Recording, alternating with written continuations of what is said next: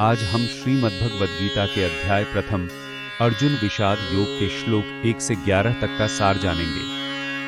कुरुक्षेत्र की पवित्र भूमि पर जब दोनों सेनाएं युद्ध के लिए आमने सामने खड़ी थीं, तभी भाग्य का प्रथम अध्याय आरंभ हुआ।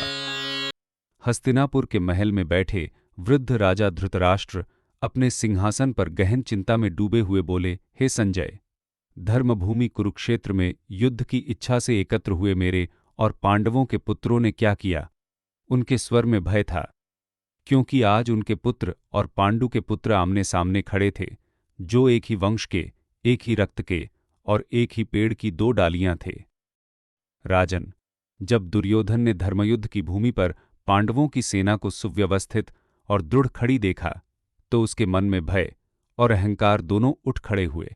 वह तुरंत अपने गुरु द्रोणाचार्य के पास पहुंचा और बोला, आचार्य, देखिए सामने पांडवों की यह विशाल सेना कैसी संगठित, कैसी दृढ़ और कैसी भव्य दिख रही है, और सोचिए, इसे सजाया है आपके ही शिष्य द्रुपदपुत्र धृष्टद्युम्न ने कितना कौशल, कितनी चालाकी से।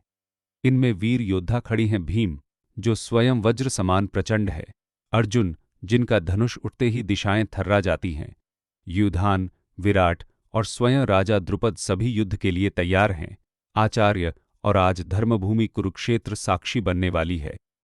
और आचार्य, यहां हमारी ओर भी देखिए अनेक वीर खड़े हैं, आप स्वयं, कृपाचार्य, जिनका धनुष कभी व्यर्थ नहीं जाता, अश्वत्थामा, आपके ही पुत्र तेज और प्रतिशोध से भरे हुए, विकर्ण, जो धर्म के प्रति अटल हैं, और सोमदत्त का पुत्र, जो रणभूमि में सिंह समान गर्जता है, ये सभी मेरे साथ हैं, आचार्य, और आज वे सब मेरे लिए अपने प्राणों की आहुति देने को तैयार हैं।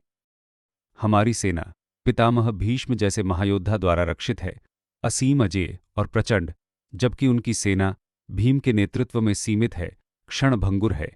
इसलिए सभी योद्धा अपने अपने स्थान पर दृढ़ होकर डटे रहे और इस युद्धभूमि में पितामह भीष्म की रक्षा करें।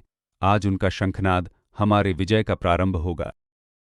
और अब आगे देखिए, जब भीष्म पितामह शंखनाद करते हैं और महाभारत का महान रण प्रारंभ होता है, धर्म और अधर्म आमने सामने खड़े हैं और इतिहास की सबसे महान गीता आरंभ होने जा रही है। चैनल को सब्सक्राइब कीजिए और बने रहिए भगवद गीता की इस दिव्य यात्रा में, जो आपको जीवन के ज्ञान, आत्मबल, शांति और ईश्वर से जुड़ने का मार्ग दिखाएगी।